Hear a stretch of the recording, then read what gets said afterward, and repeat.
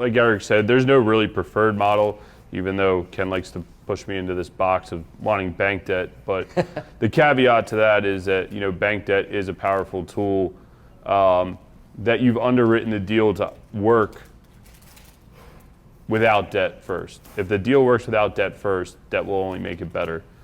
Past that, just funding in general. So usually we look at bank debt. Obviously, if there's opportunity to utilize owner financing, creative financing, whatever it may be, we explore all those options from an equity funding side of things.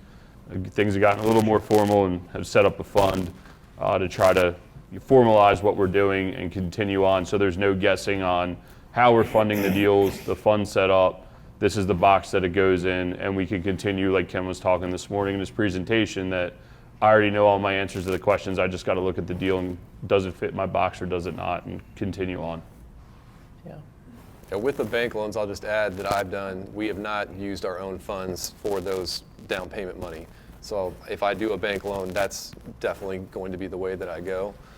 And it's worked really well. Yeah, I agree. I've done several deals that way, either where I'm the down going into somebody else's deal and they're operating, or where I'm the operator and I've gotten a bank loan and pulled the down payment from somebody else. It's a great way to get in. And another, before we get to Chris, another thing that often comes up with newer investors is, well, I got 50 grand or I got 100 grand or 30 grand or whatever it is, and I could put it in a deal, but I don't want to put that, like, once I send that out, now I've got no money left, so how am I ever going to do deal number two? And it's a valid concern and a chess game that you should play, move the pieces around on the board a little bit, but at the same time, don't discount, and a lot of you have heard me say this before, the fact that, yes, deal number two, you won't have as much liquid capital on hand to do, but you'll have the experience and track record from deal number one, which compensates for your lack of cash, and now you can go raise it. Right? That's exactly the reason that came to me now, is because my deal number two was the one where I was out of down payment money and had to borrow it all from somebody else, and so I was in for projected, $5 grand down up front. I ended up being in 25, but either way, it was the reputation of having done it once before, not theoretical proof, but actual proof of concept that you can show an investor, and all of a sudden, it becomes a whole lot easier to raise the money. Yeah.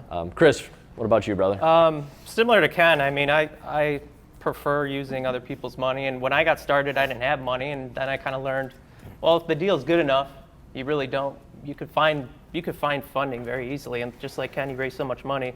So for me, I just enjoy doing that. It's really nice too, because I'm newer in self-storage, just having a partner and somebody to lean on. I've done that with Scott, doing it now with Mike, and so I'm learning a ton that way. And yeah, it's nice not to have any debt or have to worry about it and just be able to lean on someone. Yeah, and Chris, if I can, I'll share with you guys our partnership model is one where Chris brought me the deal because of our relationship and said, hey, I want to wholesale this deal, right? And I said, okay, that's cool if you want. And we ran the numbers and thought, and I'm thinking to myself, all right, here's what he sees as a wholesale fee. Here's what I see. And I'm like, listen, if you can get that, by all means, go out to the market. But let's talk about why you're wholesaling it. And we dug in, and he had wholesaled the previous two because, as he said, he was looking to get out of some debt and he needed the cash up front. But I know Chris well enough, we've had enough conversations where I know he wants to be an owner, but he had some limiting beliefs that he wasn't ready yet, or maybe some insecurity that, well, if I just had another 50 grand in the bank, it would be easier to make that plunge, right? Yeah. And so ultimately what he and I worked out was he more or less wholesaled the deal to me. I gave him a finder's fee. And then I more or less hired him in exchange for equity in the deal on top of the wholesale fee that he received to run it for me. My role being to coach him through the process. And so you guys, the point I'm trying to make is I want you to think outside the box. Most people would say, and a lot of us in the room know, like, oh, instead of wholesaling a deal, instead of a fee, let's get equity. Well, Chris and I came up with a way where he got both. So he had two itches. One, I need a little cash on hand to feel a little more secure, which we can talk about if the cash is actually going to do that or not, right? But that's a different soapbox. And he wants to be an owner and learn. And so he got wholesale fee and equity. I got to put my money to work and coach somebody who I enjoy working with.